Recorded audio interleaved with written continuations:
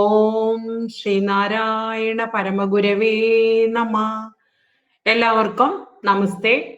Kottayam SNDP union Sreenarayana ധർമ്മ പഠന കേന്ദ്രത്തിന്റെ ആഭിമുഖ്യത്തിലുള്ള വിദൂര ദർശന പഠനത്തിന്റെ ഭാഗമായി നടന്നുവരുന്ന ജഗദ്വാണി ഗുരുവാര പാഠശാലയിലേക്ക് ഏവർക്കും ഹൃദ്യമായ സ്വാഗതം. ഗുരുധ്യാനത്തോടുകൂടി നമുക്ക് ഇന്നത്തെ ക്ലാസ് ആരംഭിക്കാം.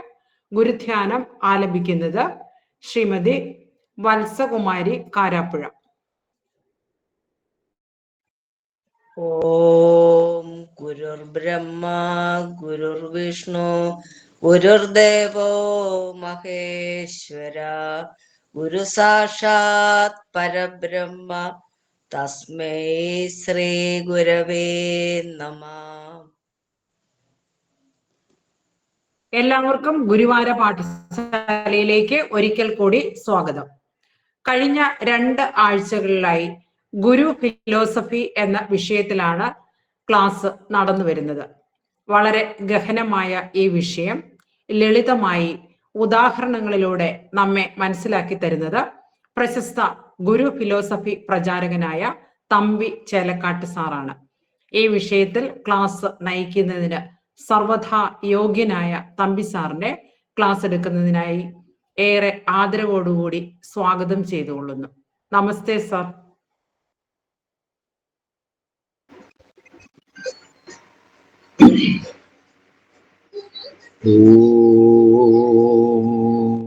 ഗുരവേ നമഃ.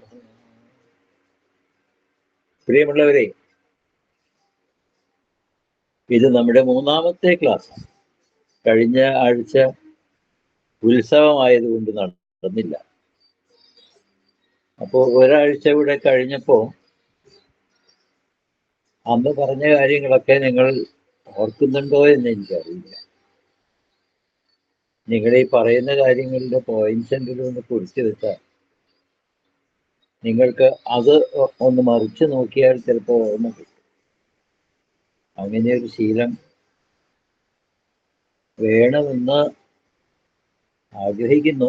നിങ്ങളത് ചെയ്താൽ നല്ലതാണ്.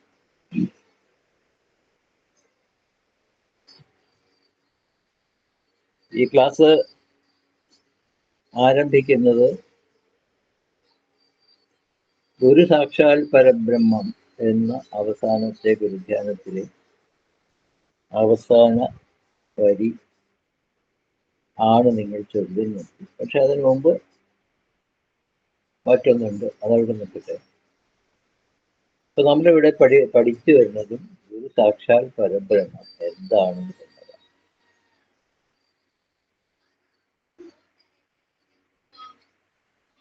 കഴിഞ്ഞ ക്ലാസ്സുകളിലൊക്കെ ആയി നമ്മൾ സംസാരിച്ചത് ഇദം ബ്രഹ്മയേവ അഹം ബ്രഹ്മയേവ അസ്യച തജ്ജ്യോതി തേനേദം പ്രജ്വലിതം ഇതി ബ്രഹ്മൈവ. അതിനിടയ്ക്ക് അതീതോ അഗാമിനോ രസത്വം യഥ, അതും കൂടെ പറഞ്ഞു എന്നാണ് എൻ്റെ ഓർമ്മ. ഇതിലെല്ലാമായി പറഞ്ഞു വന്നത് ജഗത്ത് ബ്രഹ്മമാണ്,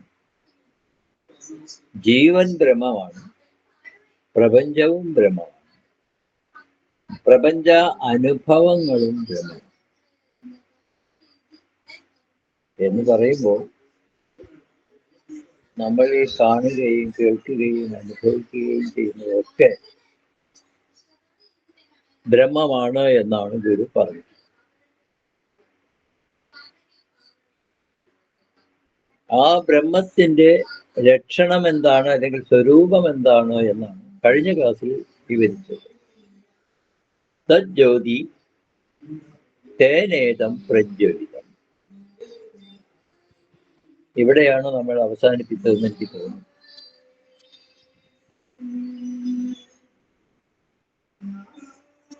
അതൊന്നും ഞാൻ ആവർത്തിക്കുന്നില്ല.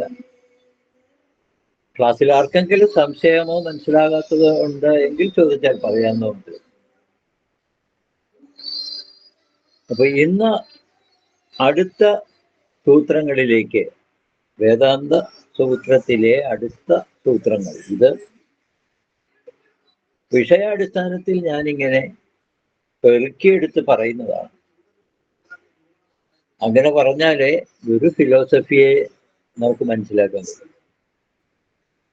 ഗുരുവിന്റെ കൃതികളെ ഒരറ്റം മുതൽ മറ്റേ അറ്റം വരെ പഠിച്ചു പോയാൽ പലർക്കും ഒന്നും മനസ്സിലാവില്ല. അത് എഡിറ്റ് ചെയ്തൊന്നും അവിടുന്ന് എഴുതിയതല്ല. അവിടുന്ന് എൻ്റെ മനസ്സിൽ വരുന്നത് കൂടെയുള്ള ശിഷ്യന്മാരോട് പറഞ്ഞു കൊടുത്തും അവരെഴുതി വെച്ചതാണ്. അതിൻ്റെ ഒരു ആശയങ്ങൾ തമ്മിൽ എഡിറ്റ് ചെയ്ത് വേർതിരിക്കുന്ന ഒരു ഏർപ്പാടിനൊന്നും ഗുരു നിൽക്കാത്തത് കൊണ്ട് അത് മുഴുവൻ ഇപ്പോൾ ആത്മോപദേശ ശതകം 1 മുതൽ 100 ശ്ലോകങ്ങൾ വരെ പഠിച്ചാൽ നമ്മുടെ മനസ്സിൽ തറയുന്ന ഏതെങ്കിലും ഒരു കാര്യം വളരെ എളുപ്പമായത് നമ്മൾ ഓർക്കും. ബാക്കിയെല്ലാം കൃത്യമായി ഇങ്ങനെ മനസ്സിലാവും. അപ്പൊ അത് വിഷയാടിസ്ഥാനത്തിൽ ഇതിനെ അറേഞ്ച് ചെയ്യാം. ആത്മോപദേശ ശതകത്തിലേക്ക് നമ്മൾ അധികം കടന്നിട്ടില്ല. അതിനേക്കാൾ ലളിതമായും സമഗ്രമായും പറഞ്ഞിട്ടുള്ളത് ഫിലോസഫി എന്താണ് എന്ന് പറഞ്ഞിട്ടുള്ളത്, എന്തിന് എന്ന് പറഞ്ഞിട്ടുള്ളത് വേദാന്ത സൂത്രത്തിലാണ് ആമുഖമായി പറഞ്ഞത്. അപ്പൊ ഇപ്പൊ നമ്മൾ വേദാന്ത സൂത്രത്തിലൂടെയാണ് സഞ്ചരിക്കുന്നത്. അടുത്ത സൂത്രം നമുക്ക് പരിശോധിക്കേണ്ടത് ആത്മന്യത് കിഞ്ചൻ നാസ്തി എന്നൊരു സൂത്രം. ആത്മന്യത് കിഞ്ചൻ ന അസ്തി, ഇങ്ങനെയാണ് അതിന് പദം പിരിക്കാൻ കഴിയുക. പദം പിരിച്ചൊക്കെ ആർക്കെങ്കിലും അത് എഴുതി വെക്കണമെന്നുണ്ടെങ്കിൽ ആവാം. ഞാൻ ഒന്നുകൂടെ പറയാം. ആത്മന്യത് കിഞ്ചൻ ന അസ്തി, ആത്മന്യത് കിഞ്ചൻ നാസ്തി, ഇതാണ് ആ സൂത്രം. ഇതുവരെ നാം പറഞ്ഞു വന്നത് ബ്രഹ്മം മാത്രമേ ഉള്ളൂ എന്നാണ്. ഈ സൂത്രത്തിൽ എത്തുമ്പോൾ ഗുരു ഉപയോഗിക്കുന്ന പദം ആത്മന്യത്, ആത്മാവിനെ കുറിച്ചില്ല. ആത്മന്യത് കിഞ്ചൻ നാസ്തി, ആത്മാവിൽ നിന്ന് വേറിട്ട് യാതൊന്നുമില്ല. ഇതാണ് സൂത്രത്തിന്റെ അർത്ഥം. ആത്മാവിൽ നിന്ന് വേറിട്ട് യാതൊന്നുമില്ല. ഇതേവരെ നാം പരിഗണിച്ചു വന്നപ്പോ പറഞ്ഞത് ബ്രഹ്മമാണല്ല. അപ്പൊ ബ്രഹ്മത്തിൽ നിന്ന് വേറിട്ടൊന്നുമില്ല എന്ന് നമുക്ക് മനസ്സിലായി. ഇവിടെ ബ്രഹ്മം എന്ന പദത്തിന് പകരം ആത്മന്യത്, ആത്മാവിനെ കുറിച്ചിട്ടാണ് പറയുന്നത്. രണ്ടും ഒന്ന് തന്നെയാണ്. ഈ ബ്രഹ്മം എന്ന് നമ്മൾ പറയുമ്പോൾ അതിനൊരു വിഷമത തോന്നാൻ ഇടയുള്ളത് സകാരാത്മകമാണ് എന്ന് തോന്നും. ഒരു രൂപമുണ്ട് എന്ന്. പ്രത്യേകിച്ചും പല ദേവത ആരാധന അതിലൂടെ സഞ്ചരിക്കുന്ന നമുക്ക് ഒരുപാട് രൂപങ്ങളും ഭാവങ്ങളും ഒക്കെ അറിയാം. അങ്ങനെ ഈ ബ്രഹ്മത്തിന് ഒരു രൂപം അല്ലെങ്കിൽ ആകൃതി അല്ലെങ്കിൽ പ്രകൃതി അതൊക്കെ ഉണ്ടെന്ന് തോന്നുന്നു. അങ്ങനെ ഒരു ചിന്ത ഉയർന്നു വരാനിടയില്ല. ആ ചിന്ത ഉയർന്നു വന്നാൽ അതുകൊണ്ട് ഉണ്ടാകുന്ന നമ്മുടെ ഒരു മനോഭാവം, ആ മനോഭാവം ആത്മന്യത് കിഞ്ചൻ നാസ്തി എന്ന സൂത്രത്തിലൂടെ ഗുരു തിരുത്തുകയാണ്. നമുക്കെല്ലാവർക്കും അറിയാം ആത്മാവ് എന്ന് പറഞ്ഞാൽ എന്താണ് എന്ന് ഒരു ഏകദേശ ധാരണ നമുക്കുണ്ട്. അതിന് രൂപമില്ല, ശരീരമില്ല, ഇത്തരം കാര്യങ്ങളൊക്കെ നമുക്ക് എല്ലാവർക്കും അറിയാം. അപ്പൊ ഇവിടെ പറയുന്നു ആത്മനെ കിഞ്ചൻ നാസ്തി, ആത്മാവിൽ നിന്ന് വേറിട്ട് യാതൊന്നുമില്ല എന്ന് പറഞ്ഞാൽ ഉള്ളത് ആത്മാവ് മാത്രമാണ്. അതിനെ നാം പരമാത്മാവെന്ന് വിളിക്കും, പരബ്രഹ്മമെന്ന് വിളിക്കും, ബ്രഹ്മമെന്ന് വിളിക്കും. ഇതൊക്കെ നാം നൽകിയിരിക്കുന്ന വിളിപ്പേരുകളാണ്. ബ്രഹ്മം എന്ന പദം പ്രയോഗിക്കുമ്പോഴും ആത്മാവ് എന്ന പദം പ്രയോഗിക്കുമ്പോഴും എല്ലാം അതിൽ നിന്ന് തന്നെയാണ് എന്ന് പറയുമ്പോൾ അർത്ഥമാക്കുന്നത് ഇതിലെല്ലാം വസ്തുവായി ഉള്ളത് ബ്രഹ്മമെന്നും ആത്മാവെന്നും പറയുന്ന ഒന്ന് മാത്രമാണ്. ഒരു ഫിലോസഫിയിൽ ഒന്നില്ല, രണ്ടില്ല, ഒന്നേ ഉള്ളൂ എന്ന് പറയും, ഒന്നില്ല പലതില്ല എന്നൊക്കെ പറയും. അപ്പൊ ഈ ഒന്ന് എന്ന് പറഞ്ഞാൽ എന്താണ്? അതിലടങ്ങിയിരിക്കുന്ന എന്താണ് എന്നതാണ് അത് സൂചിപ്പിക്കും. ആത്മാവാണ്, അല്ലെങ്കിൽ ബ്രഹ്മമാണ്.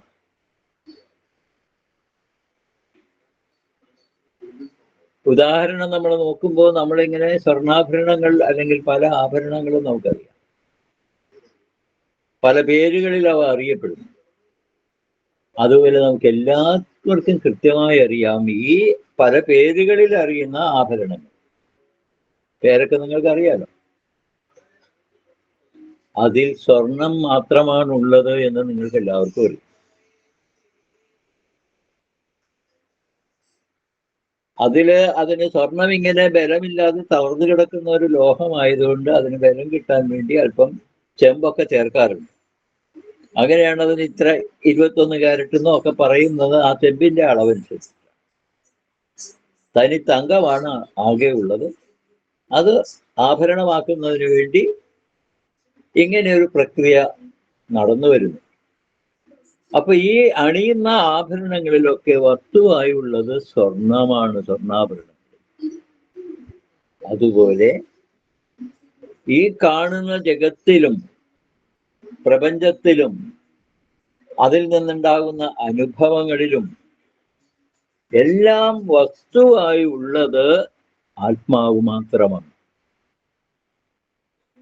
വേറെ യാതൊന്നുമില്ല. ആത്മാവ് മാത്രമാണ്. നമ്മള് ദൈവദശകത്തിൽ ഒരു ശ്ലോകം എല്ലാവരും ചൊല്ലുമല്ലോ. അകവും പുറവും തിന്നും മഹിമാവാർന്ന നിൻ പദം, പുകഴ്ത്തുന്നു ഞങ്ങളങ്ങ് ഭഗവാനെ ജയിക്കുക. അകത്തും പുറത്തും നിറഞ്ഞു നിൽക്കുന്നു ആര്?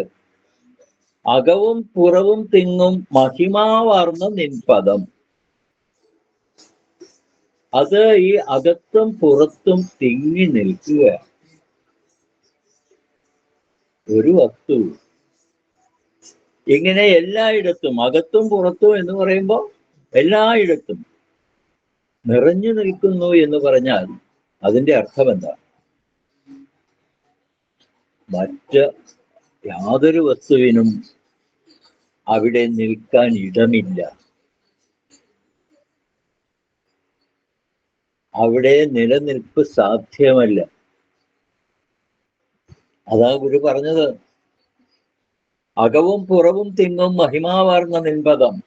മഹിമാവ് ഞാൻ ഈ ക്ലാസിന്റെ അവസാനം അത് വരും. പുകഴ്ത്തുന്നു ഞങ്ങളങ്ങ് ഭഗവാനെ ജയിക്കുക. അകവും പുറവും തിങ്ങും എന്ന നിലയ്ക്ക് ഒരു വസ്തു നിലനിൽക്കുന്നു എന്ന് നമുക്ക് ബോധ്യപ്പെടണമെങ്കിൽ അതിനാകാരം, പ്രകൃതി ഇതൊന്നും പാടില്ല. അങ്ങനെ രൂപങ്ങളുള്ള ഒരു വസ്തുവിന് ഇങ്ങനെ അകവും പുറവും നിറഞ്ഞു നിൽക്കാൻ കഴിയില്ല. അപ്പോ രൂപമില്ല, ശരീരമില്ല, അങ്ങനെ ഒരു വസ്തു, അതിന് മാത്രമേ അകവും പുറവും തിങ്ങി നിൽക്കാൻ കഴിയൂ, നിറഞ്ഞു നിൽക്കാൻ കഴിയും. ബ്രഹ്മം എന്ന് പറയുമ്പോൾ അതിനൊരു ആകൃതി അല്ലെങ്കിൽ പ്രകൃതി എന്നൊരു ചിന്തയിലേക്ക് വഴുതി മാറാൻ ഇടയുണ്ട് എന്നതുകൊണ്ട് ഗുരു ഇവിടെ ആത്മാവിൽ നിന്ന് വേറിട്ട് യാതൊന്നുമില്ല എന്ന് വളരെ ധൈര്യപൂർവം പറഞ്ഞു. ഇതിന്റെ വ്യാപ്തി അതിലേക്ക് ഞാനിപ്പോ പോകുന്നില്ല. നിങ്ങൾ ഒരു പക്ഷെ ആലോചിക്കുന്നുണ്ടാവും, ഇതെങ്ങനെ ശരിയാവും എന്ന് ആരെങ്കിലും ആലോചിക്കുന്നുണ്ടാവും. വഴിയേ നിങ്ങൾക്കത് മനസ്സിലാവും. അപ്പോ ആത്മാവിൽ നിന്ന് അന്യമായി യാതൊന്നുമില്ല, വേറിട്ട് യാതൊന്നുമില്ല, വസ്തുവായുള്ളത് ആത്മാവ് തന്നെയാണ്. അതിന് ബ്രഹ്മം എന്ന് വിളിക്കും.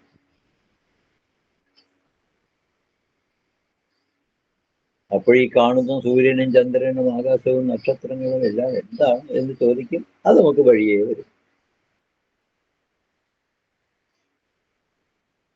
ഈ സൂത്രം മനസ്സിലായോ? ആർക്കെങ്കിലും സംശയം ഉണ്ടെങ്കിൽ ചോദിച്ചേക്കണേ.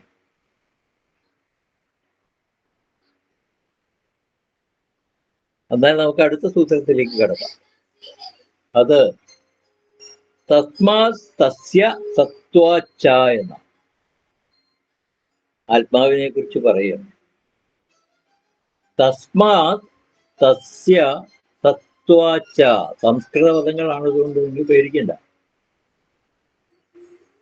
തസ്മാത് എന്ന് പറഞ്ഞാൽ അതിൻ്റെ, സസ്യ അത് അതിനെപ്പറ്റി, സസ്യ സത്വാച്ച. ഈ സൂത്രത്തിന്റെ അർത്ഥം തസ്മാത് എന്ന് ഉദ്ദേശിക്കുന്നത് ആത്മാവിനെയാണ്. ആത്മാവിൽ നിന്ന് തന്നെയാണ് അതിൻ്റെ നിലനിൽപ്പ് എന്നതുകൊണ്ട് അത് മാത്രമാണ് സത്യം. ആത്മാവിൽ നിന്ന് തന്നെയാണ് അതിൻ്റെ നിലനിൽപ്പ് സംഭവിക്കുന്നത് എന്നതുകൊണ്ട് അത് മാത്രമാണ് സത്യം. ആത്മാവിൽ നിന്ന് വേറിട്ട് യാതൊന്നുമില്ല എന്നാണ് അതിന് മുമ്പത്തെ സൂത്രം. ഇവിടെ പറയുന്നു ഇതിന്റെ നിലനിൽപ്പ്, ആത്മാവിന്റെ നിലനിൽപ്പ് അതിൽ നിന്ന് തന്നെ സംഭവിക്കുന്നത് കൊണ്ട് അത് മാത്രമാണ് സത്യം.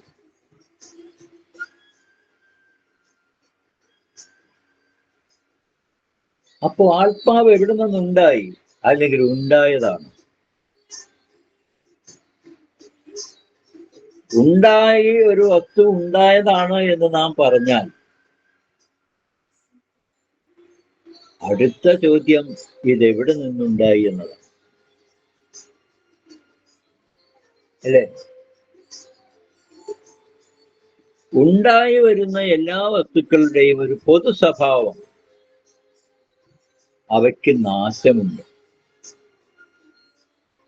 നശ്വരങ്ങളാണ്.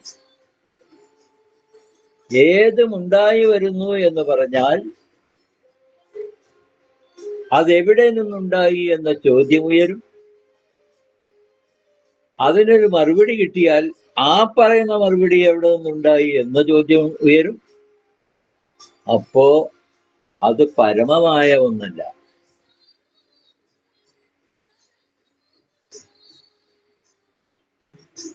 ഗുരു സാക്ഷാൽ പരബ്രഹ്മം എന്ന് പറയണമെങ്കിൽ ആ പരബ്രഹ്മം എവിടെ നിന്നും ഉണ്ടാകാൻ പാടില്ല, ഉണ്ടാകാൻ കഴിയില്ല. അങ്ങനെ ഉണ്ടാകുന്നു എങ്കിൽ അതിനെ പരബ്രഹ്മം എന്ന് വിളിക്കില്ല. ആത്യന്തികമായ നിലനിൽപ്പ് എന്ന് പറയാൻ കഴിയും. അപ്പോ അതിന്റെ നിലനിൽപ്പ് മറ്റൊന്നിൽ നിന്ന് ഉണ്ടാകാൻ സാധ്യമല്ല. ആത്മാവിന്റെ നിലനിൽപ്പ് മറ്റൊന്നിൽ നിന്ന് ഉണ്ടാകാൻ സാധ്യമല്ല. അങ്ങനെ ഉണ്ടെന്ന് ആരെങ്കിലും ധരിച്ചാൽ അതിനെ പിന്നെ പരമാത്മാവ് പരബ്രഹ്മം എന്ന് പറയാൻ കഴിയില്ല.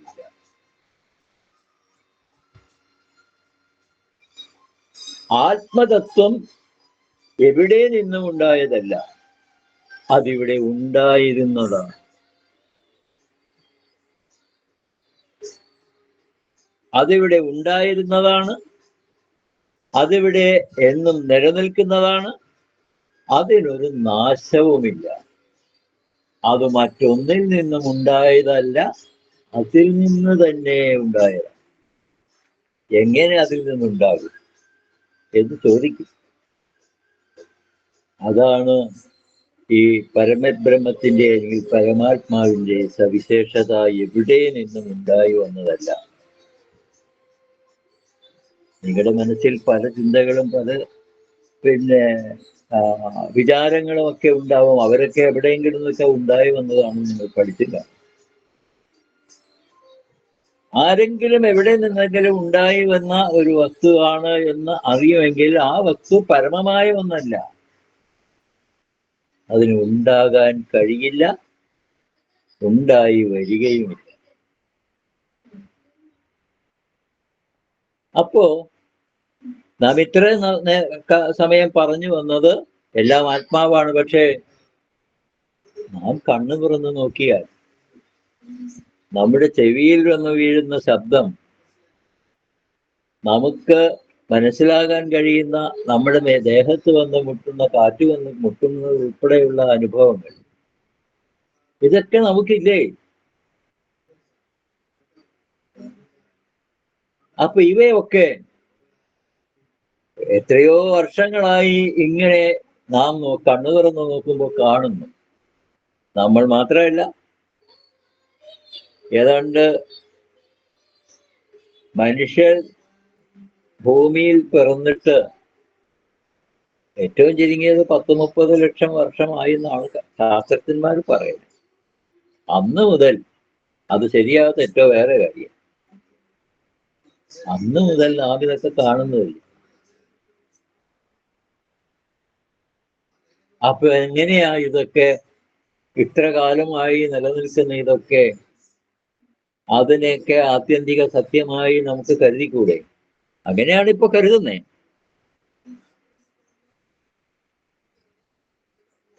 ഈ ചിന്തയിലൂടെ നമ്മളെ കൊണ്ടുപോകാൻ വളരെ അതിവിദഗ്ധമായി പരിശ്രമിച്ചതിന്റെ ഫലമായി അങ്ങനെയാണ് നമ്മുടെ മനസ്സിലേക്ക് വരുന്നത്. പക്ഷെ നാം കണ്ണു തുറന്ന് നോക്കുമ്പോൾ സൂര്യനായും ചന്ദ്രനായും നക്ഷത്രങ്ങളായും ആകാശമായും കോടാനുകോടി നക്ഷത്രങ്ങളുണ്ട് എന്ന് നമുക്കറിയാം. ഇവയെല്ലാം നാം കാണുന്നുണ്ട്. ഈ കാണുന്നതൊക്കെ നാം സത്യമല്ല എന്ന് കരുതണം.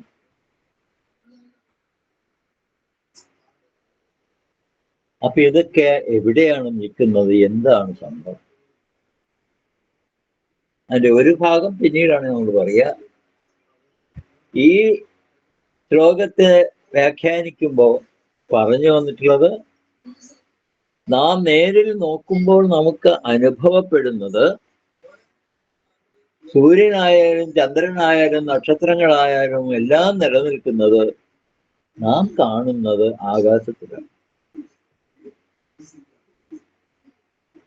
അല്ലേ? ഒന്നിനോടൊന്ന് ബന്ധപ്പെടാതെ തൊടാതെ ഒറ്റയ്ക്കൊറ്റയ്ക്ക് ഇങ്ങനെ നിറഞ്ഞു നിൽക്കുക. നമ്മുടെ കണ്ണുകൾ കൊണ്ട് നോക്കുമ്പോ ഏതാനും ചിലതൊക്കെ കാണും.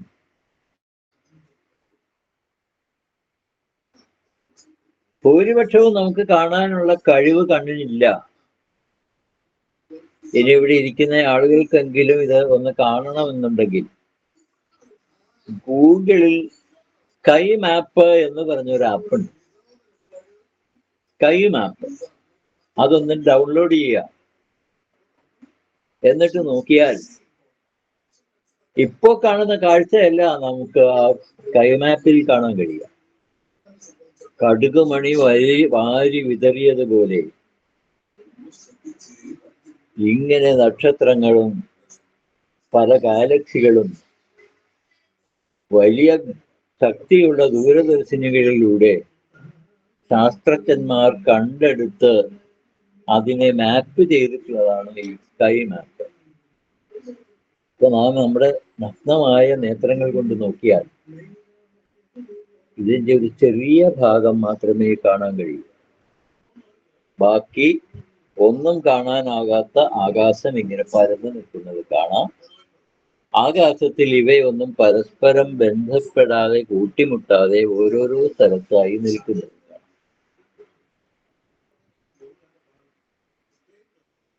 അപ്പോ ഈ വസ്തുക്കളെല്ലാം, ഈ ഗ്രഹങ്ങളും നക്ഷത്രങ്ങളും എല്ലാം നിലനിൽക്കുന്നത് നാം കണ്ണുകൊണ്ട് നോക്കിയാൽ നമുക്ക് മനസ്സിലാകുന്നത് ആകാശത്തിലാണ്. അപ്പൊ ഈ ആകാശം എവിടെ നിൽക്കുന്നു? നാം ഈ കാണുന്ന ആകാശം എവിടെയാണ് നിൽക്കുന്നത്? നമ്മൾ ഇതേവരെ ചിന്തിച്ച് കാണില്ല.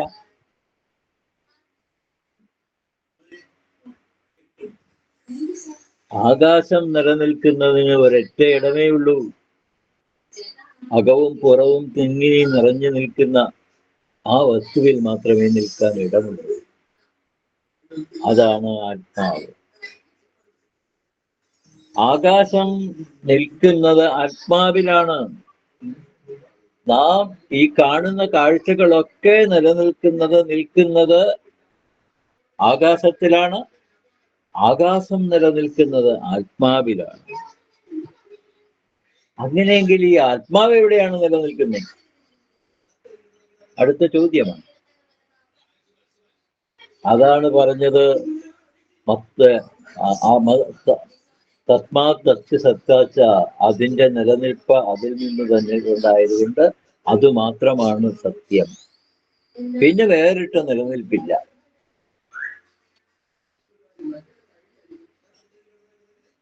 അപ്പോൾ ആത്മാവ് എവിടെ നിൽക്കുന്നു എന്ന് ഒന്ന് പറയണമല്ലോ. അപ്പൊ അതിനു വേണ്ടി പറഞ്ഞിരിക്കുന്ന വാക്കാണ് ആത്മാവ് നിലനിൽക്കുന്നത് അതിൻ്റെ മഹിമാവിലാണ്, മഹത്വത്തിലാണ്. ആത്മാവ് നിലനിൽക്കുന്നത് അതിൻ്റെ മഹത്വത്തിലാണ്, അതിൻ്റെ മഹിമാവിലാണ്. ആഴമേറും നിൻ മഹത്താം ആഴിയിൽ ഞങ്ങളാകവേ. അവിടെ ഒരു മഹത്തുണ്ട്. നിങ്ങൾ ദൈവദശകം അർത്ഥം പറഞ്ഞു കേൾക്കുമ്പോൾ കൃത്യമായി ഈ മഹസ്സിന്റെ അർത്ഥം എത്ര മനസ്സിലായിട്ടുണ്ട് എന്ന് എനിക്കറിയില്ല. ആഴമേറും നിൻ മഹത്താം ആഴിയിൽ. ആ മഹസ് ആത്മാവിനെ കുറിക്കും. ഞങ്ങളാകവേ, ഞങ്ങൾ അതിൽ മുങ്ങിത്താണ് അല്ലെങ്കിൽ ആയിത്തീർന്നാൽ ആഴണം വാഴണം നിത്യം, വാഴണം വാഴണം സുഖം. കേട്ടോ, സുഖകരമായ സന്തോഷകരമായ ജീവിതം ഈ ആത്മാവിന്റെ മഹസ്സിൽ നമുക്ക് ആഴാൻ കഴിഞ്ഞാൽ കിട്ടും. എന്നും ആഴിയും തിരയും കാറ്റും ആഴവും പോലെ. ആ ശ്ലോകം ചൊല്ലുമ്പോ പദം മുറിക്കേണ്ടത് ഞാൻ ഈ ചൊല്ലി നിർത്തിയെടുത്താണ്. ആഴിയും തിരയും കാറ്റും ആഴവും പോലെ ഞങ്ങളും മായയും നിൻ മഹിമയും നീയും എന്ന്. അങ്ങനെ മുറിക്കേണ്ടത്. ആഴിയും തിരയും കാറ്റും ആഴവും പോലെ ഞങ്ങളും മായയും നിൻ മഹിമയും നീയും എന്ന് ഉള്ളിലാകണം. അതാണ് ശ്ലോകത്തിന്റെ അർത്ഥം. ആഴി, തിര, കാറ്റ്, ആഴം. ഈ 4 കാര്യങ്ങളും സമുദ്രത്തിന്റെ സ്വഭാവമാണ്. ഇതിൽ ഒന്നിനെയും എടുത്തു മാറ്റാൻ കഴിയില്ല. സമുദ്രമാവില്ല. അപ്പോ ആഴി, തിര, കാറ്റ്, ആഴം, ഇതില്ലാത്തൊരു സമുദ്രവുമില്ല. അതിൽ നിന്ന് ഒരു ഘടകത്തെ എടുത്തു മാറ്റാൻ കഴിയില്ല. ഒരുമിച്ച് തന്നെ നിന്നാലേ അത് സമുദ്രമാണ്. അങ്ങനെ എടുത്തു മാറ്റാൻ കഴിയാത്ത, ഭിന്നിപ്പിക്കാൻ കഴിയാത്ത 4 കാര്യങ്ങൾ: ആഴി, തിര, ആഴം, കാറ്റ്. ആഴിയും തിരയും കാറ്റും ആഴവും പോലെ, അതുപോലെ ഞങ്ങളും മായയും നിൻ മഹിമയും നീയും. ഞങ്ങളും മായയും നിൻ മഹിമയും നീയും. കണ്ടോ? അപ്പോൾ ഞങ്ങളെയും മായയെയും നിന്റെ മഹിമയെയും നിന്നെയും വേർപിരിക്കാൻ കഴിയില്ല. അപ്പോ നമ്മളെ മായയും പോലെ ഞങ്ങളെയും മായയെയും നിൻ മഹിമയെയും നിന്നെയും വേർപിരിക്കാൻ കഴിയാത്ത, ഒന്നിച്ച് നിൽക്കുന്ന, ഒരു കാലത്തും വേർപെടുത്താൻ കഴിയാത്ത വസ്തുക്കളാണ് എന്നാണ് ആ ശ്ലോകത്തിൽ പറഞ്ഞത്.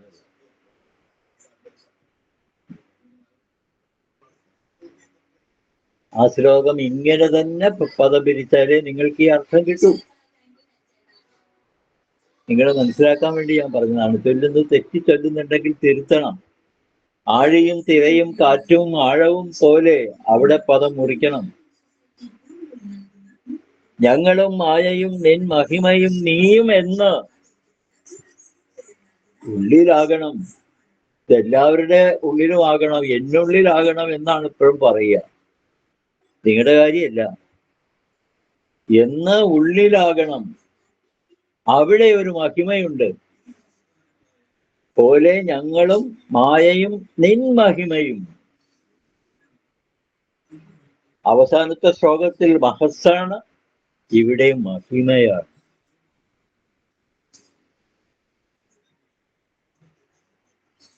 മഹത്വം. ആ മഹത്വത്തിലാണ് പരബ്രഹ്മം, പരമാത്മാവ് നിലനിൽക്കുന്നത്. ഗുരുവിനെ നാം എങ്ങനെയാണ് അറിയുന്നത്? ഗുരു എങ്ങനെയാണ് നമ്മുടെ ഉള്ളിൽ നിലനിൽക്കുന്നത്? നാം എങ്ങനെയാണ് ഗുരുവിനെ സ്നേഹിക്കുന്നത്, ഇഷ്ടപ്പെടുന്നത്, ആരാധിക്കുന്നത്? കെട്ടുപോകാത്ത മഹത്വം ഗുരുവിനുണ്ടായതുകൊണ്ടാണ്. ആ ഗുരുവിന്റെ മഹത്വത്തെയാണ് നാം ആരാധിക്കുന്നത്, അംഗീകരിക്കുന്നത്, സ്നേഹിക്കുന്നത്. ആ മഹത്വം ഒരിക്കലും നശിക്കില്ല, വിട്ടുപോകില്ല. നശിക്കാത്ത മഹത്വം. അങ്ങനെയുള്ള നിരവധി മനുഷ്യര് അല്ലെങ്കിൽ ആളുകളെ കുറിച്ചൊക്കെ നമുക്ക് അറിയാൻ കഴിയും, പറഞ്ഞു കേട്ടിട്ടുണ്ട്. പക്ഷെ എല്ലാവരും ഈ മഹത്വമുള്ളവരല്ല. അപ്പൊ ഗുരുവിന്റെ മഹത്വത്തിലാണ് ഗുരുവിനെ നാം കാണുന്നതും അംഗീകരിക്കുന്നതും നാം ഗുരുവിനെ ആരാധിക്കുന്നത്. അതുപോലെ ഇതിന്റെ എല്ലാത്തിൻ്റെയും ഉറവിടമായ, എല്ലാതിനെയും അതിന്റെ പറഞ്ഞ നീയല്ലോ സൃഷ്ടിയും സൃഷ്ടാവായതും, നീയല്ലോ ദൈവമേ സൃഷ്ടിക്കുള്ള സാമഗ്രിയായതും, അല്ലേ? അതിനുള്ള സാമഗ്രികൾ മുഴുവനായി നീ തന്നെ സൃഷ്ടിച്ചു. നീ സൃഷ്ടാവായി, നീ സൃഷ്ടിയായി, നീ സൃഷ്ടിക്കുള്ള ജാലമായി. നമ്മൾ ചൊല്ലാറുണ്ടല്ലോ. അപ്പോ ഈ പരബ്രഹ്മത്തിന്റെ അല്ലെങ്കിൽ പരമാത്മാവ് നിലനിൽക്കുന്നത് ഗുരു തന്റെ മഹത്വത്തിൽ നമ്മുടെ മനസ്സിൽ കുടികൊള്ളുന്നത് പോലെ ഇതിന്റെ മഹിമാവിലാണ്, മഹത്വത്തിലാണ് ആത്മാവ് നിലനിൽക്കുന്നത്.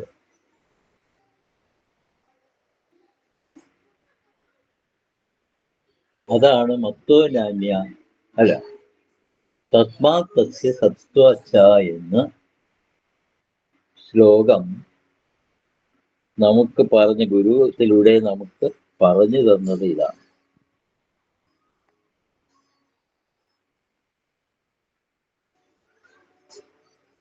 മനസ്സിലാകാത്തുണ്ടെങ്കിൽ ചോദിക്കാം, സംശയം ഉണ്ടെങ്കിൽ ചോദിക്കാം. നിങ്ങൾ ഒരുപക്ഷെ ആദ്യമായി കേട്ടതായി. സുധീഷ് മാഷേ പോയോ?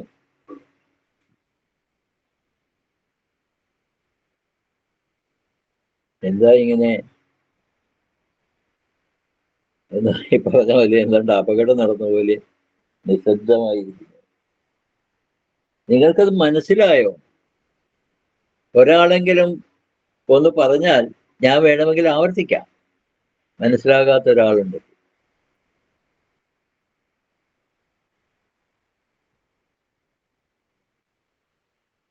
ഹലോ, സുധ ടീച്ചർ ഉണ്ടോ അവിടെ? ഉണ്ട് സാർ. ആ, ഒരു കുഴപ്പമില്ല. എൻ്റെ ക്ലാസ്സിൽ നിന്ന് വർത്താനം പറഞ്ഞത് അത് സഹായകരമാണ്. മനസ്സിലായോ?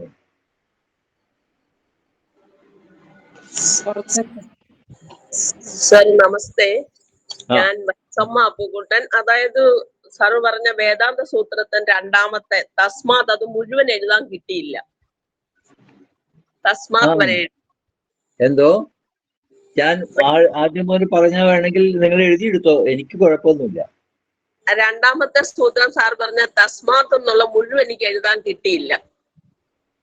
ഇപ്പോ തസ്മാത് തസ്യ സത്വച്ച തസ്യ തത്വശ തത്വച്ച കിട്ടി. Okay, thank you.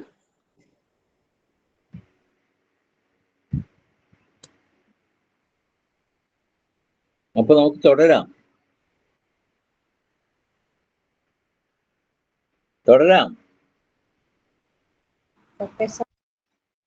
അടുത്ത സൂത്രം അത് ഗുരുവിന്റെ വലിയൊരു പ്രഖ്യാപനം.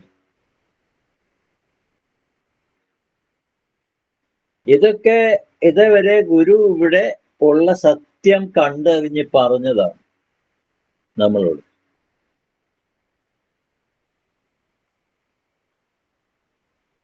ഗുരുവിന്റെ ദർശനം അല്ലെങ്കിൽ ഫിലോസഫി ഗുരു കണ്ടുപിടിച്ച തത്വമല്ല എന്ന് തുറക്കം ഞാൻ പറഞ്ഞു. ഗുരു അനുഭവിച്ചറിഞ്ഞതാണ് ഇവിടെയുള്ള സത്യം.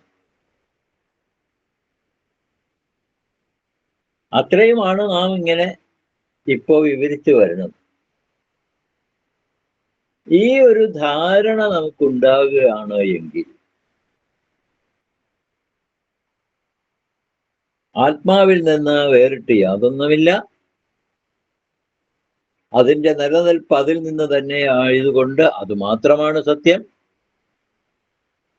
ഈ കാണുന്ന ദൃശ്യങ്ങളൊക്കെ ആകാശത്തിൽ നിൽക്കുന്നു.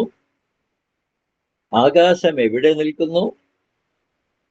ആകാശം ആത്മാവിൽ നിൽക്കുന്നു. ആത്മാവ് എവിടെ നിൽക്കുന്നു? ആത്മാവ് സ്വന്തം മഹിമാവിൽ നിൽക്കുന്നു. വേറെ എങ്ങു നിന്നും ഉണ്ടായി വന്നതല്ല, സ്വന്തം മഹിമാവിൽ നിൽക്കുന്നു. ഈ ഒരു ബോധം നമ്മുടെ മനസ്സിൽ ഉയർന്നു വരികയാണ് എന്ന് കരുതുക ഒരു നിമിഷത്തേക്ക്. ഇപ്പൊ അങ്ങനെ ഒരു ബോധം നമ്മുടെ മനസ്സിലില്ല. ഇങ്ങനെ ഒരു ചിന്ത അത് ഗുരു കൃത്യമായി നമ്മളെ കൊണ്ട് ചൊല്ലിക്കുന്നുമുണ്ട്.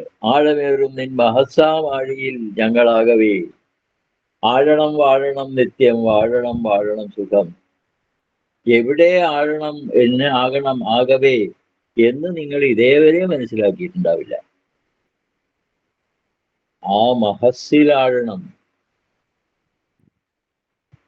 ആഴിയും തിരയും കാറ്റും ആഴവും പോലെ ഞങ്ങളും മായയും നിൻ മഹിമയും നീയുമെന്ന് ഉള്ളിലാകണം. അങ്ങനെയും നാം അതിനെ, ആ ശ്ലോകത്തെ നാം സമീപിച്ചിട്ടില്ല. ഇത്രയ്ക്ക് വലിയ ആശയമാണ് ആ ശ്ലോകത്തിലുള്ളത് എന്ന് നാം ചിന്തിച്ചിട്ടേയില്ല. ഈ ശ്ലോകം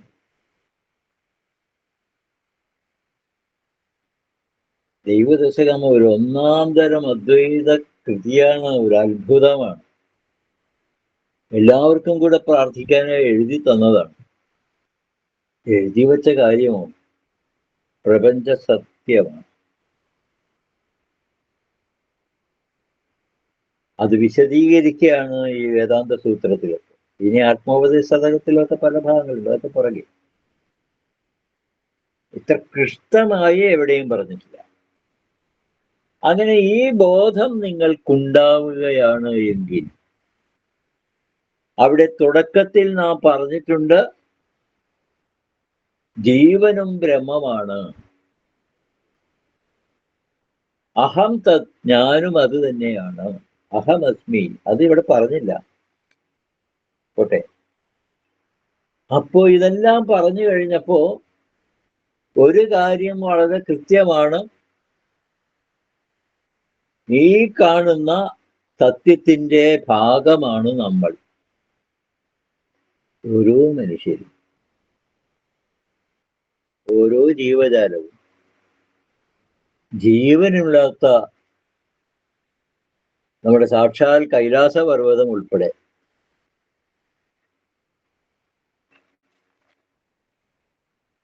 ഇതാണ് നാം. അങ്ങനെ ഒരു ബോധം നമ്മളിൽ ഉണ്ടാക്കിയാൽ, വളർന്നാൽ നമ്മളിൽ എന്ത് മാറ്റമാണ് സംഭവിക്കുന്നത്? നാം അഹം ബ്രഹ്മാസ്മി എന്ന് കേട്ടിട്ടുണ്ട്,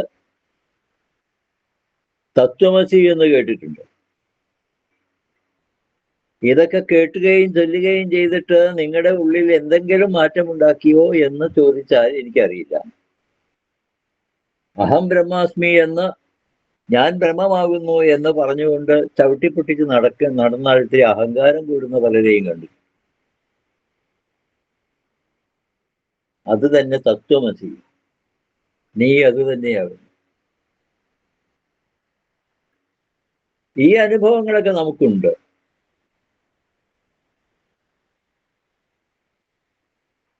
എന്നാൽ ഗുരു പറയുന്നത് ഇത്രയും കാര്യങ്ങൾ, ഗുരു വിവരിച്ച ഈ കാര്യങ്ങൾ ഉൾപ്പെടെ, മത്തോ തസ്മാ തസ്യ സത്വാച്ച എന്നതുൾപ്പെടെ, ഞാനും ഈ ബ്രഹ്മത്തിന്റെ ഭാഗം തന്നെയാണ് എന്ന ഒരു ബോധ്യം നമുക്കുണ്ടായാൽ നമുക്കെന്ത് സംഭവിക്കും?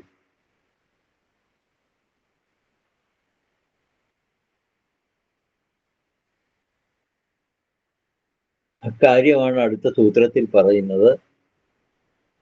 ആ സൂത്രം ഇങ്ങനെയാണ്: മത്തോ നാന്യ. 3 വാക്കാണ്, അക്ഷരങ്ങളാണ്.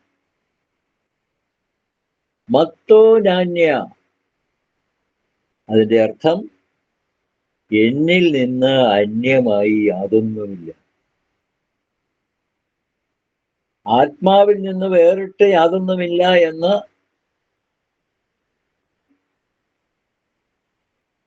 നേരത്തെ നമ്മൾ പറഞ്ഞു. ആത്മന്യത് കിഞ്ചൻ നാസ്തി. ഇതെല്ലാം നിലനിൽക്കുന്നത് ആത്മാവിലാണ്, അതിന്റെ മഹിമാവിലാണ് എന്ന് നാം പറഞ്ഞു. നമ്മുടെ ജീവൻ ബ്രഹ്മമാണ്, ജഗത്ത് ബ്രഹ്മമാണ്, പ്രപഞ്ചം ബ്രഹ്മമാണ്, പ്രപഞ്ച അനുഭവങ്ങൾ ബ്രഹ്മമാണ് എന്നും പറഞ്ഞു ഗുരു. ഈ അനുഭവങ്ങളുടെ എല്ലാം സത്ത ഗുരു കാച്ചി കുറുക്കിയെടുത്തതുപോലെ പറഞ്ഞിരിക്കുകയാണ്: മത്തോ നാന്യ, എന്നിൽ നിന്ന് അന്യമായി യാതൊന്നുമില്ല.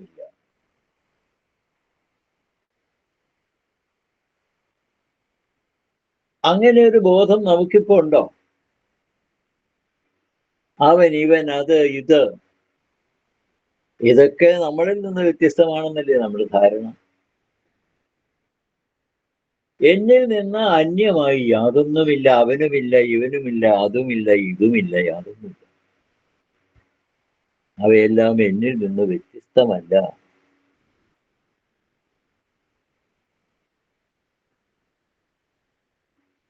ഗുരു ആഗ്രഹിച്ചത് നമ്മുടെ ഓരോ മനുഷ്യരും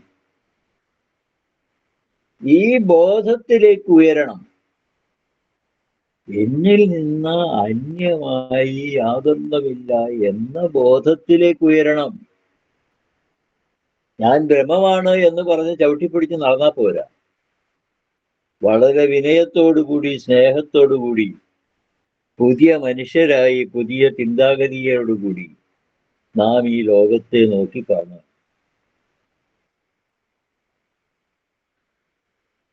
അങ്ങനെയൊന്ന് നിങ്ങൾ ആലോചിച്ച് നോക്കി. മത്തോ നാന്യ, ഇങ്ങനെ ഒരു പ്രഖ്യാപനം ലോകത്ത് ഒരാളും നടത്തിയിട്ടില്ല.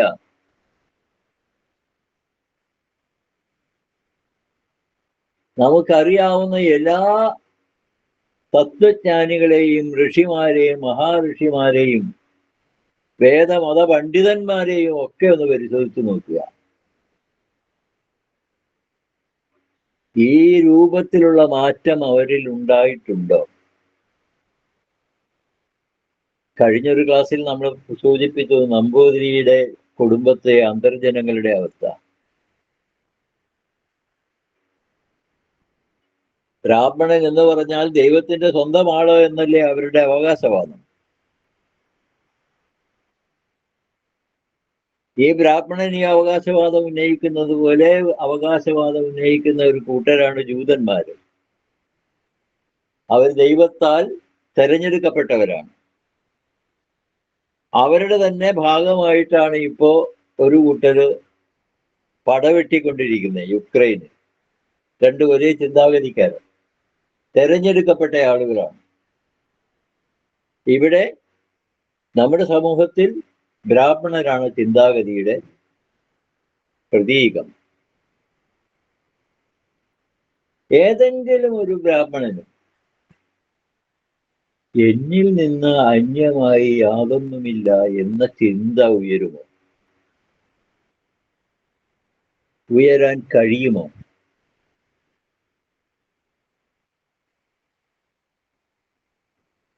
അതാണ് വിഷയം. എല്ലാവരെയും എന്നിൽ നിന്ന് അന്യനാണ് എന്ന് തന്നെയല്ലേ ഈ ബ്രാഹ്മണ സമൂഹം, ഈ ബ്രാഹ്മണന്മാർ അല്ലെങ്കിൽ ബ്രാഹ്മണരായ ആളുകൾ. അവരിൽ നല്ല മനുഷ്യരുണ്ടാവും, ഇല്ലെന്ന് ഞാൻ പറയുന്നില്ല കേട്ടോ. ഇപ്പോഴും കരുതി വരുന്നത് അവരുടെ ആ സമീപനത്തെ ആകെ ഗുരു തകിടം മറിക്കുകയാണ്. നീ ഇങ്ങനെ അഹങ്കരിക്കണ്ട, നിന്നെ മാത്രമായി ഒരു തിരഞ്ഞെടുപ്പ് ഇവിടെ നടന്നിട്ടില്ല, നീ ഇങ്ങനെ സത്വഗുണപ്രധാനിയായി നിന്നെ ഞാൻ സൃഷ്ടിച്ചിട്ടുമില്ല. എല്ലാ മനുഷ്യരെയും അല്ലെങ്കിൽ എല്ലാ ജീവജാലങ്ങളെയും ഒരേ രൂപത്തിൽ തന്നെയാണ് ഉയർന്നു വന്നിട്ടുള്ളത്. ഭാഷയും ദേശവും സംസ്കാരവും ഒക്കെ വ്യത്യസ്തമാകാം.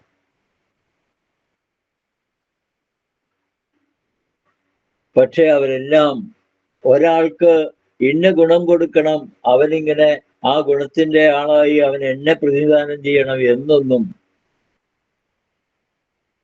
പരബ്രഹ്മം പറയാൻ യാതൊരു സാധ്യതയും. ഇതാണ് വസ്തുത. അപ്പോ മത്തോ നാന്യ എന്ന മുദ്രാവാക്യം പദം നമ്മൾ കേട്ടിട്ടില്ല, നമ്മൾ അറിഞ്ഞിട്ടില്ല, അതിന്റെ പ്രാധാന്യം ഉൾക്കൊണ്ടിട്ടില്ല. അങ്ങനെ ഒരു ജീവിതക്രമം രൂപപ്പെടുത്തണം എന്ന് നാം ആഗ്രഹിച്ചിട്ടില്ല. അറിയാത്തതൊന്നിനെ കുറിച്ച് ആലോചിക്കുക ആരെങ്കിലും? അത് നമ്മുടെ കുഴപ്പമല്ല, പാവപ്പെട്ട മനുഷ്യരുടെ കുഴപ്പമല്ല.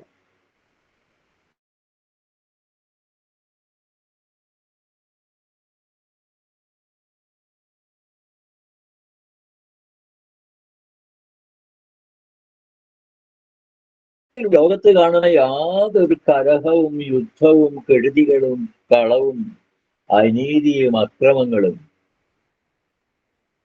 അപ്രത്യക്ഷമാകും. സർവമതസാരവും ഏകം എന്ന് ഗുരു പറഞ്ഞത് സഹികെട്ടിട്ടാണ്. മതങ്ങളുടെ പേരിൽ നടക്കുന്ന ഈ തമ്മിലടി ഒന്ന് അവസാനിപ്പിക്കണമേ എന്നാണ് ഗുരു പറഞ്ഞത്. ഇന്നും നടക്കുകയല്ലേ. യുക്രൈനിലും റഷ്യയിലും പിന്നെ പാലസ്തീൻ, ഈ ഇസ്രായേലിലും അറബ് രാജ്യങ്ങളിലും ഒക്കെ ആയി ചുരുങ്ങിയത് ഒരു 4 ലക്ഷം പേരെങ്കിലും മരിച്ചിട്ടുണ്ട് ഈ യുദ്ധത്തിൽ. ഇതേവരെ കിടന്ന യുദ്ധങ്ങളിലൊക്കെ കണക്കെടുത്താൽ നമുക്കത് കാണാൻ കഴിയും. ജീവിച്ചിരുന്നതിനേക്കാൾ കൂടുതൽ ആളുകൾ മരിച്ചിട്ടുണ്ട്. അങ്ങനെ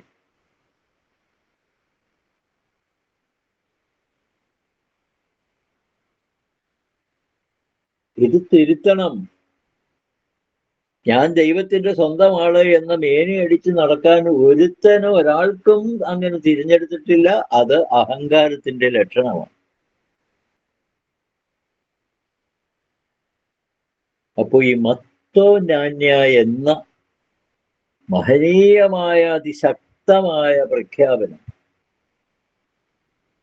നമ്മുടെ തിരുമുറ്റത്ത് മനസ്സിനുള്ളിൽ നാം സ്വയം സ്ഥാപിക്കണം. ഇതാണ് ഗുരു ആഗ്രഹിച്ചത്.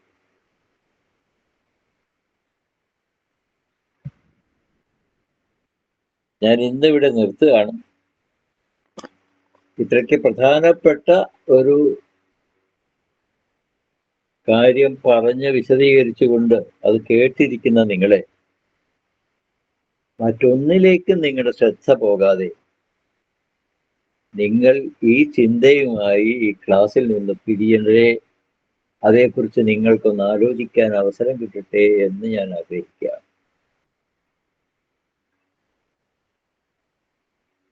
അതുകൊണ്ട് ഞാൻ എൻ്റെ ഈ വാക്കുകൾ നിർത്തുകയാണ്. ഹലോ, ആരോ എന്തോ പറഞ്ഞല്ലോ.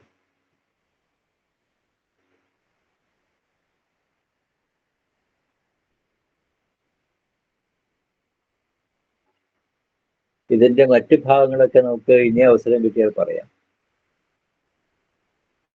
തൽക്കാലം നിങ്ങളുടെ മനസ്സിൽ മറ്റൊരു ചിന്തയും കയറ്റി വിടാതെ നമുക്ക് ഇന്നത്തെ ക്ലാസ് ഇവിടെ നിർത്തി പിരിയാമെന്നാണ് എനിക്ക് തോന്നിയത്.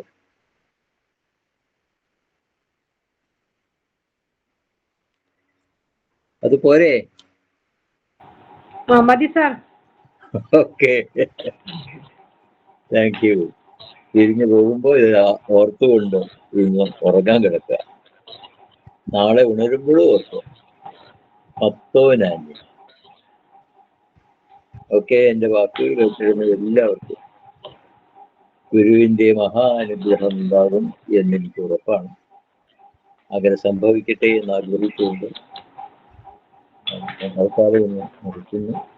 ബാക്കിയൊക്കെ ഇവർ തീരുമാനിക്കുന്ന പോലെ. Okay, thank you very much. വളരെ നന്ദി സാർ. ഗുരു ഫിലോസഫി എന്ന വിഷയത്തിൽ കഴിഞ്ഞ 3 ആഴ്ചകളായി നമുക്ക് ക്ലാസ് എടുത്തുകൊണ്ടിരിക്കുന്നത് ശ്രീ തമ്പി ചേലക്കര സാറാണ്. വളരെ ഗഹനമായ ഒരു വിഷയം നമ്മുടെ മുന്നിൽ വളരെ ലളിതമായി അവതരിപ്പിച്ചുകൊണ്ട് അതിൻ്റെ ചിന്തയിൽ ആ വിഷയത്തിൽ കൂടുതൽ ആലോചിക്കുവാൻ നമുക്ക് അവസരം തന്നുകൊണ്ട് വളരെ ഗംഭീരമായാണ് സാർ ക്ലാസ്സുകൾ കൈകാര്യം ചെയ്തത്. ഭഗവാന്റെ അനുഗ്രഹം ഏവരിലും ഉണ്ടാവട്ടെ എന്ന് തന്നെ സാറിൻ്റെ ആശംസയും പ്രാർത്ഥനയുമാണ്. അപ്പം ഇത്രയും സമയം ഈ ക്ലാസ് എടുത്തുകൊണ്ടിരുന്ന ശ്രീ തമ്പി ചേലക്കര സാറിന് കോട്ടയം SNDP യൂണിയൻ ശ്രീനാരായണ ധർമ്മ പഠന കേന്ദ്രത്തിൻ്റെയും ക്ലാസ് ശ്രവിച്ചുകൊണ്ടിരുന്ന നിങ്ങൾ ഓരോരുത്തരുടെയും പേരിലുള്ള നന്ദി അറിയിക്കുകയാണ്. ഇന്നത്തെ ക്ലാസ് സമർപ്പണ പ്രാർത്ഥനയോടുകൂടി ഇവിടെ പര്യവസാനിക്കുകയാണ്. സമർപ്പണ പ്രാർത്ഥന ചൊല്ലുന്നത് മാസ്റ്റർ കാശിനാഥ്.